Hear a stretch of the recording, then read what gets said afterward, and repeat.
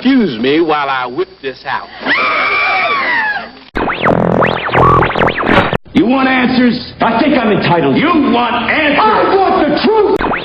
Straight across Lake Washington from the VMAC as the Hawk flies in the We the Fans Internet Media Network studio, commonly and secretly called the Bunker, as perpetuated by the Gas Man, on a Seahawks Blue Friday night, which, according to 4th and 20 Club, is now Blue and Green Friday, to kick off the process of whipping the mythical, magical, and undeniable spirit of the 12th man into his play-altering state for the Seattle Seahawks on game day. This is the Hawk and Roll Hysteria podcast, and we're just gonna go blue.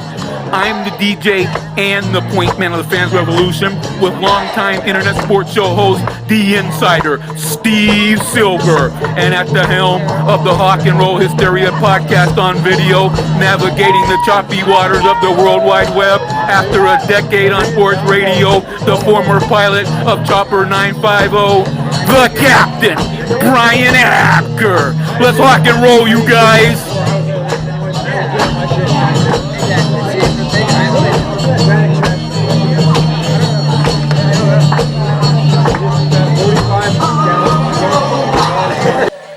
Oh, I love that open.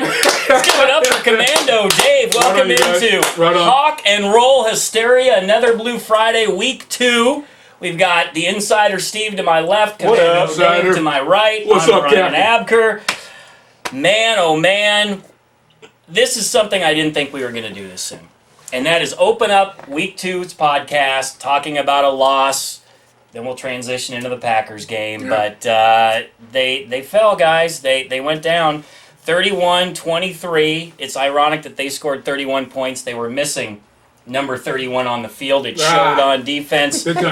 I don't want to spend too much time belaboring the loss. We'll get in, we'll get out, and we'll move on, just like the Hawks are going to do. But let's kind of go around the horn. You were watching the game, Commando, as it was unfolding. What were your thoughts during the game?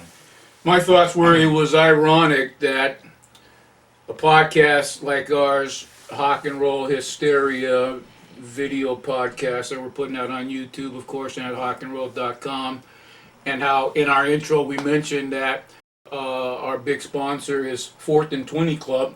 Uh-huh. Did you notice the down in distance? Did you notice the down and you think this? I'm making this up. Did you notice the down and distance of the Seahawks punt return? Take us right there. You're talking. Yeah, they're right there. 4th and 20. And 20. 4th and 20 was when the Seattle Seahawks received the punt. And our guy, as we talked about last week on Hawk and Roll Hysteria, right here in the bunker, as perpetuated by the Gas Man, how big special teams is going to come up. And the very first kick of the game on 4th and 20, sponsored by the 4th and 20 Club, Seattle's first, last, and only Blue and Green Friday Club sponsored that touchdown along with the podcast. On top of that, we talked about the absence of Cam Chancellor, and Cam Chancellor couldn't have been any more absent. And then we also talked about how Jimmy Graham had to play. I was looking for him to play big in this game, and it didn't look like he was going to, and then he did. Yeah, he ended up having a nice game. They were able to get into a rhythm with him, find him when they needed to. You wanted to talk about Russ. You were focused on what Russ was doing. But Russ did what all these fans say, oh, he's a game manager. This is what they wanted to see him, sling the ball around the yard. Yeah, and what's interesting about it, and before I get into it, I don't want to be the one just to pat myself on the back, but I believe it was me that last week when we were talking about what we were looking forward to, or what some of our predictions were. Right. I believe I was the one that highlighted Tyler Lockett and said something about, this is going to be the first game out of the box. Yeah. We're gonna see him take one to the house. Sure enough, took one to the house.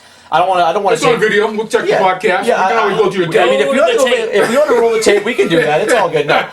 The interesting thing about this is, for the most part, this offense has been described as a ball-controlled offense. I wouldn't say a game management type of offense, but chewing up the clock, time of possession type of. Yeah. Right, it's a run-first offense. Last week, Russell Wilson puts up the biggest number of attempts in his career, 41 attempts last week.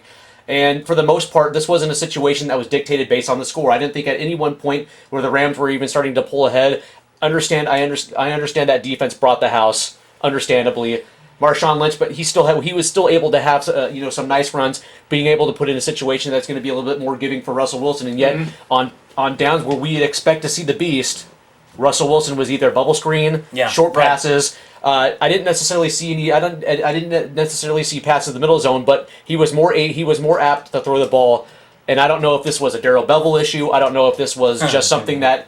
I don't know if this was just something that Russ just decided. You're not necessarily going to check off the beast, but it was interesting to me that in a game where you would think that this would dictate a Marshawn Lynch type of game, 22 to 25 carries. Right. Well, it was a 41 passing attempt for Russell Wilson. Yeah, it didn't happen that way. That defensive line, as we talked about, is really, really good. They showed it. Russell Wilson was under duress most of the game. The Hawks' offensive line, we talked about being a question mark. Well, they're still a question mark. But they just faced the best defensive line they might see all season long. We talked about that last week, how good that Rams defensive line is, and how they always give Russell Wilson just fits. Yeah.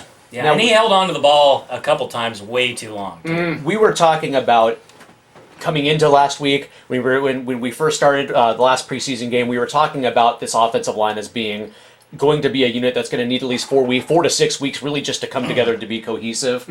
Now, if we were just in this room, in this bunker, us three talking about this, don't you think that Jeff Fisher and his boys already knew exactly what they were going to be facing? Last time I checked, man, I have not seen a defensive crew just go after somebody. Like, this is what the Seahawks defense does. They just pin their ear back and they just go after quarterbacks, go after quarterbacks. The St. Louis Rams tipped their hat, man. Jeff Fisher had a great game plan against that offensive line, and you know what? It was deer in headlights. Drew Nowak was serious. I mean, that's the type of game that you wish that Jean-Pierre was still playing, still on this team playing center. Don't forget about the Cardinals opening game 2 years ago, where if the bearded wonder would have held onto the football in the end zone, the Hawks would have won. But at the same time, that offensive line was J.R. Sweezy got abused, and he got better. So we need to hope the same happens for Nowak, because, man, he got run over multiple times. It was brutal to watch, but at the same time, the Hawks took this thing into overtime on the road without Cam Chancellor. Right. Deion Bailey's no Cam Chancellor. And Deion Bailey wasn't even half of what Cam Chancellor was. For the third straight time, Captain. I hate to be right about that. Well, I hate that you're right about this, but when you're right, you're right. And, all the speculation about Cam Chancellor not being on the team and what he takes away from that defense, what do we say, man? He takes the boom out of the Legion of Boom, and that's it. You call it the Legion of something else. You can call it the Legion of good coverage. You can call it the Legion of this, the Legion of that. The Legion of good coverage? I call it the Legion of what the fuck, man? Get back on the team. Right. You know what I mean? Oh, yeah. And so I watched it a few times, back and forth. Deion Bailey was so out of position, right? And I understand it's a learning curve, right? But at the same time, this is the National Football League where you have to be, and not just the National Football League, the Seattle Seahawks National Football League, the Pete Carroll National Football League in terms of next man up. If you're the next man up, man, you got to step up. So I'm looking for him to really step up this week and fill that big hole. Of course, you're not going to be Cam Chancellor, but be in position to make plays on the ball. It's a bad week to be Deion Bailey, because you go from struggling against Nick Foles, and now all of a sudden you have to go. Aaron Rodgers. You have to go to Lambeau, and all of a sudden, great. Who cares? They don't have Jordy Nelson. You have Aaron Rodgers. Your sole responsibility is to make sure that middle center zone is not going to be an area where Randall Cobb, and their tight ends are going to, just be able to pick up free yards. Here's the other deal too. You've got Bobby Wagner had a bad game by his standards because he missed a lot of tackles. Exactly. Richard Sherman wasn't on his game because he got beat a couple times downfield. Not everything turned into a big play, but he just wasn't looking like he was on his game. Earl Thomas, first game back after all the off-season surgery and all that.